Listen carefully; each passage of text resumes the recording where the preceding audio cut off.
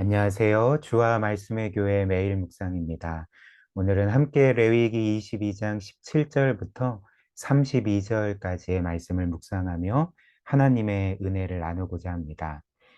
먼저 본문의 메시지 함께 살펴볼까요? 본문은 우리에게 하나님께서 기뻐하시는 제물이 어떤 것인지를 알려주고 있습니다. 그래서 본문 전체에서 우리에게 알려주는 하나님이 기뻐하시는 제물은 흠이 없고 또 온전한 제물이라는 것이죠. 이에 대해서 레위기 22장 17절부터 20절이 우리에게 이렇게 알려줍니다. 여호와께서 모세에게 말씀하여 이르시되 아론과 그의 아들들과 이스라엘 온 족속에게 말하여 이르라. 이스라엘 자손이나 그 중에 거류하는 자가 서원 제물이나 자원 제물로 번제와 더불어 여호와께 예물로 드리려거든 기쁘게 받으심이 되도록 소나 양이나 염소의 흠 없는 수컷으로 드릴지니 흠 있는 것은 무엇이나 너희가 드리지 말 것은 그것이 기쁘게 받으심이 되지 못할 것이니라. 하나님께서는 이스라엘 백성이나 혹은 그 가운데 거류하는 그 이방인들을 가리키겠죠. 그 이들이 하나님께 제물을 드릴 때, 제사를 드릴 때에 소나 양과 염소의 흠 없는 수컷으로 드리라. 이렇게 말씀을 합니다. 그리고 그런 흠 없는 제물이 하나님을 기쁘시게 한다는 거죠.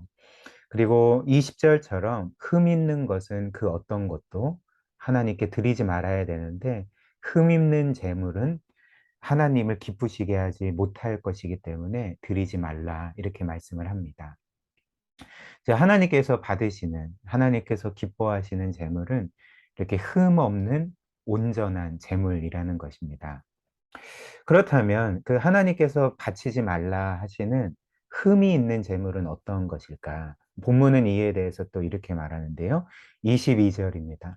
너희는 눈먼 것이나 상한 것이나 지체에 배임을 당한 것이나 종기 있는 것이나 습진 있는 것이나 비루 먹은 것을 여호와께 드리지 말며 이런 것들은 제단 위에 화제물로 즉 태워드리는 제물로 여호와께 드리지 말라 이렇게 말씀을 합니다.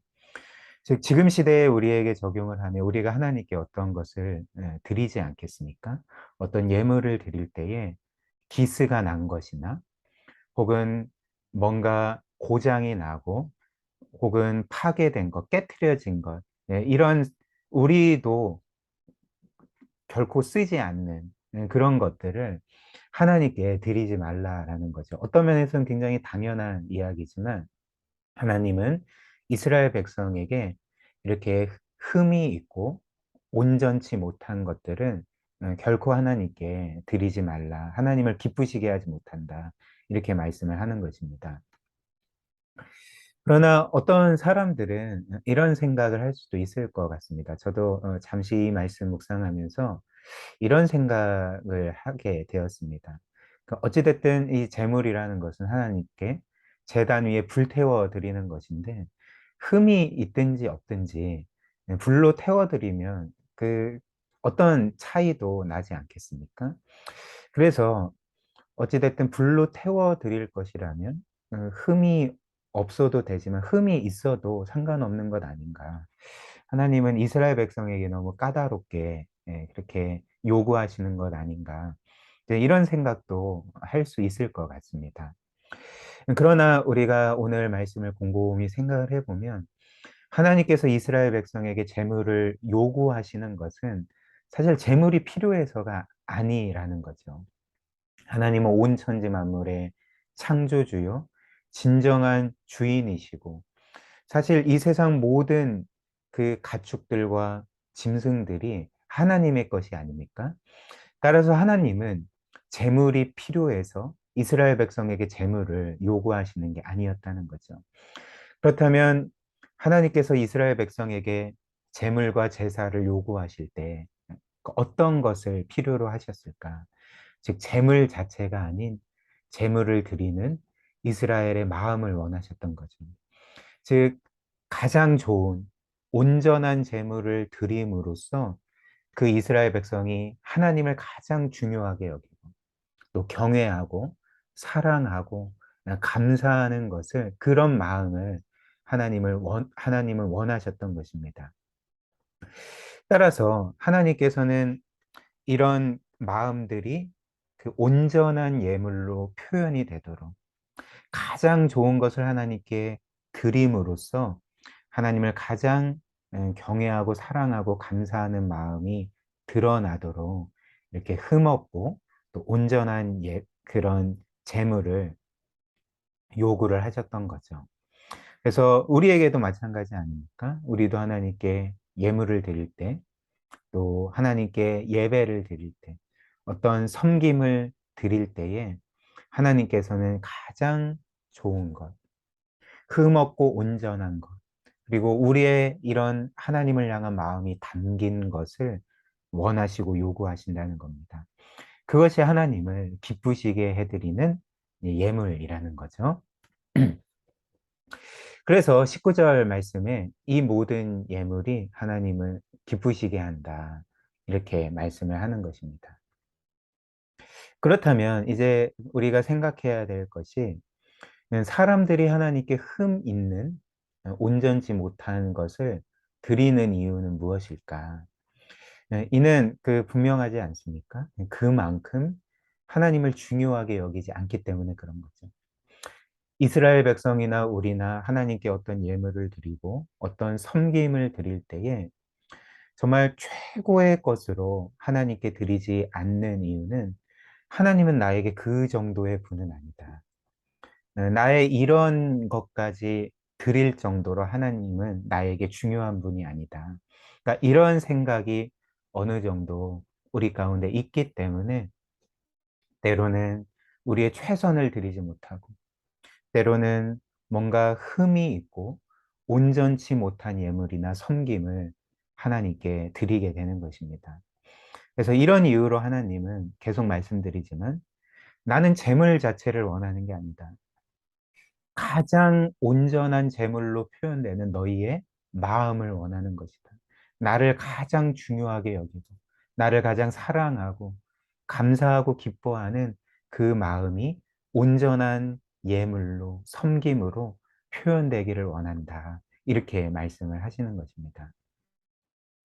특별히 하나님은 이스라엘 백성이 하나님께 가장 좋은 온전한 제물을 드려야 하는 이유를 마지막에 이렇게 밝히십니다. 32절, 33절인데요.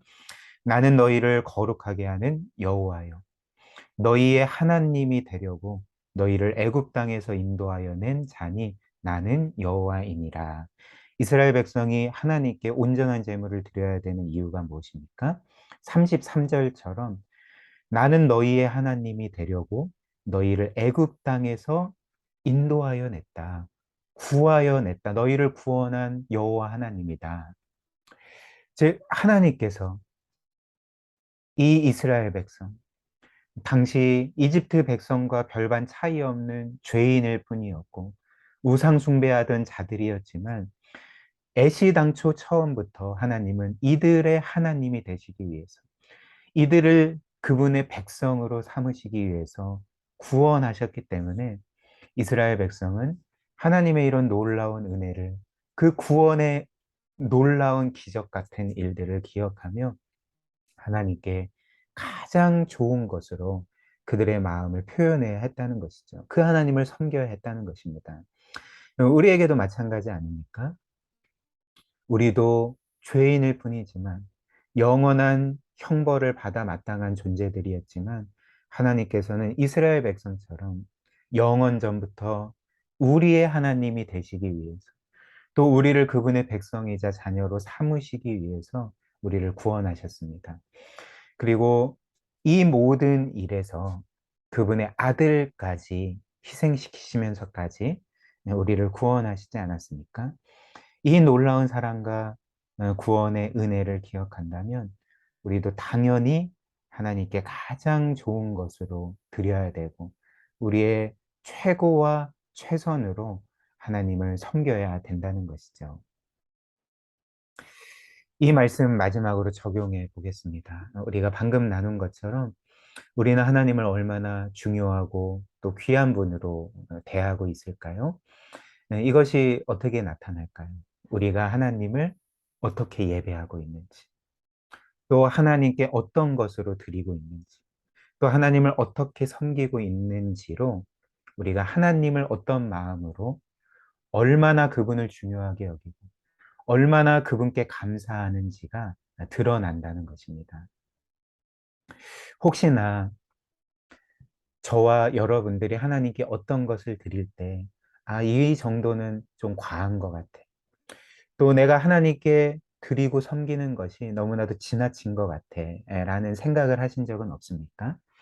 혹은 우리가 하나님을 예배하고 하나님께 어떤 예물을 드리고 또 하나님을 어떤 모양으로 섬길 때에 마치 이 정도는 과하지만 내가 선심을 쓴다. 이런 생각으로 하나님께 어떤 것을 드리고 하나님을 예배하고 섬기고 있지는 않습니까?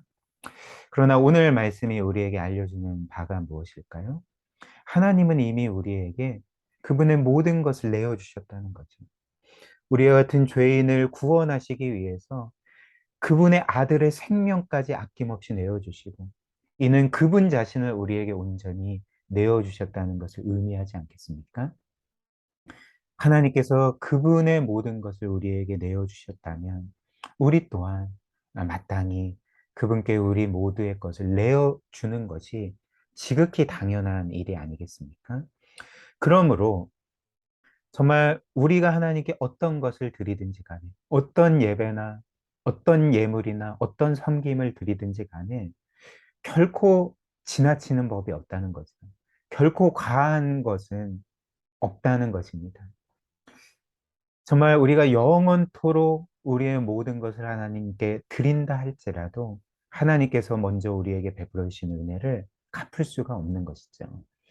따라서 이 최고의 하나님께, 우리를 무한히 사랑하시는 하나님께, 우리를 그분의 자녀로 삼으시고 이미 영원한 나라의 모든 것을 상속받는 자로 삼아주신 하나님께 우리의 전부를, 우리의 최선을, 우리의 최고의 것을 드려야 할 것입니다. 우리 함께 기도할까요? 오늘 말씀이 우리에게 알려주는 것처럼 우리의 삶에서 하나님을 가볍게 여기는 죄를 범하지 않도록 하나님께서 도와주시도록 기도합시다. 또한 하나님께서 우리에게 베풀어 주신 모든 은혜, 그 아들을 주시고 아들 안에서 모든 것을 주시는 은혜 기억하며 우리의 최선을 영원토록 하나님께 드리도록 이런 은혜를 오늘 이 시간 말씀을 통해 달라고 우리 함께 기도하도록 하겠습니다.